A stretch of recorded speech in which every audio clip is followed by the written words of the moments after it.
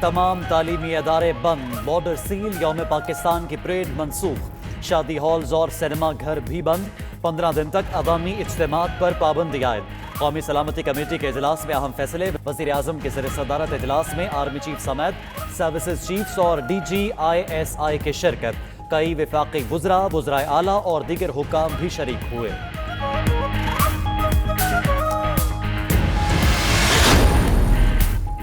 मुल्क भर के तालीमी इदारे 5 अप्रैल तक बंद रहेंगे, कौमी सलामती कमेटी का फैसला। इतलाक तमाम सरकारी और निजी स्कूल्स, कॉलेजेस, यूनिवर्सिटीज, इंस्टीट्यूट्स और दीनी मदारिस पर होगा। वजारत दाखिला ने ईरान और अफगानिस्तान के साथ बॉर्डर सील करने का नोटिफिकेशन जारी कर दिया। PSL के बाकी तमाम मैच तमाशाइयों के बगैर होंगे।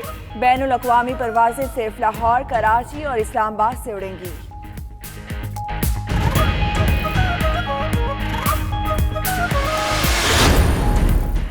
कौमी सलामती कमेटी के इजलास का एलामिया जारी, मामले पर कौमी कोऑर्डिनेशन कमेटी बना दी गई।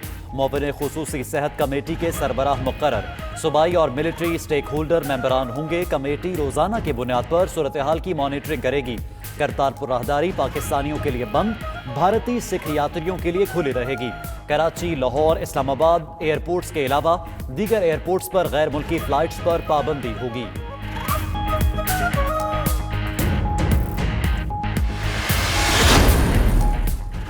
रफ्तान में 14 रोज गुजारने वाले 1828 अफराद की क्लियरेंस के बाद घरों की तरफ रवां दवा।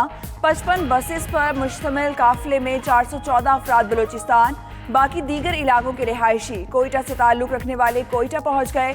तर्जुमान बलूचिस्तान हुकूमत लियाकत शाहवानी के मुताबिक सूबाई हुकूमतों के ज़ायरीन की फहरिस्त और तफसीलात फराहम कर दी गई हैं। सिंध में एक और मरीज सेहतयाब, तीसरे मरीज को भी अस्पताल से फारिग करने का फैसला। उधर सिंध हुकूमत ने सूबे में वबाई अमराज एक्ट का फौरी तौर पर इतलाक कर दिया। डिप्टी कमिश्नर्स को गैर मामूली इख्तियारात भी दे दिए। हुकूमती टीम्स किसी भी शख्स का टेस्ट या स्क्रीनिंग कर सकेंगी।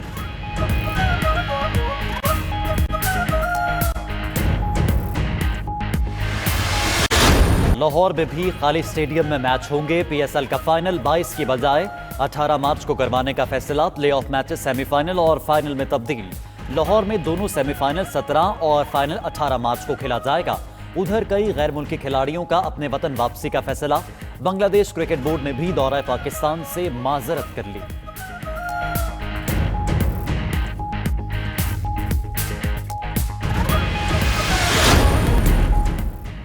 सऊदी हुकाम ने छुट्टी पर जाने वालों को दौरानिया बढ़ाने की रियायत दे दी। तर्जुमान सऊदी महकमा पासपोर्ट के मुताबिक छुट्टी पर गए अफराद अपनी छुट्टियों में इजाफा कर सकते हैं। वर्कर्स को अपनी कंपनी या कफील से राब्ता करना होगा। उधर अकामा होल्डर्स को 72 घंटे में वापसी की डेडलाइन के बाद इस्लामाबाद एयरपोर्ट पर रश। लाहौर में भी मुसाफिरों को टिकट कंफर्म करवाने में परेशानी का सामना रहा।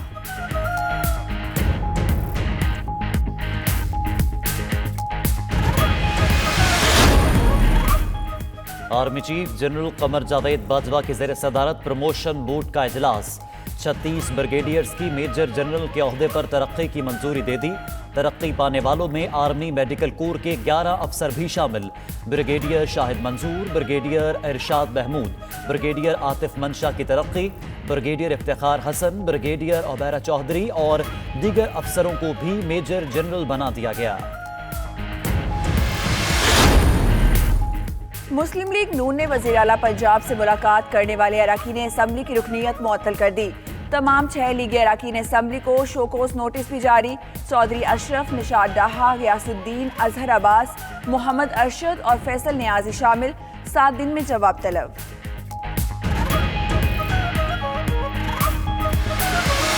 वादा टूटा है कि जी आप हमें 100 MNA दे दें। तो एक लिहाज से इन्होंने 100 MNA और 18 सेनेटर बेच दिए हैं। नवाज शरीफ ने 100 MNAs और सेनेटर्स का सौदा किया। रहनुमा पीपल्स पार्टी एतजाज अहसन का 92 न्यूज के प्रोग्राम 92@8 में बड़ा इल्जाम। कहते हैं NRO की वजह से मरियम नवाज की खामोशी नहीं टूटेगी। मरियम नवाज भी बैरून मुल्क चली जाएंगी, उनके रास्ते में कोई कानूनी रुकावट नहीं। मजीद बोले, इमरान खान की अपनी काबीना के अरकान उनके साथ खिलवाड़ कर रहे हैं।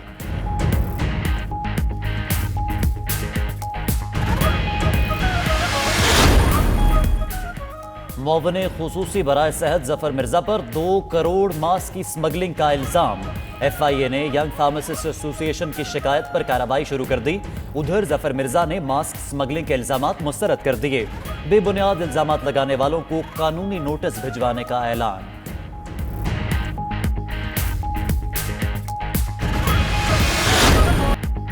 ملتان سلطانز نے سنسنی خیز مقابلے کے بعد پشاور زلمی کو 3 رن سے ہرا دیا۔ پی ایس ایل کا اہم میچ نیشنل اسٹیڈیم کراچی میں کھیلا گیا۔ سلطانز نے ذیشان اشرف کی نصف سینچری کی بدولت 154 رنز بنائے۔ زلمی کی ٹیم مقررہ اوورز میں 7 وکٹوں پر 151 رنز بنا سکی۔ امام الحق کی نصف سینچری رائے گا گئی۔ سہیل تنویر کی 3 وکٹیں۔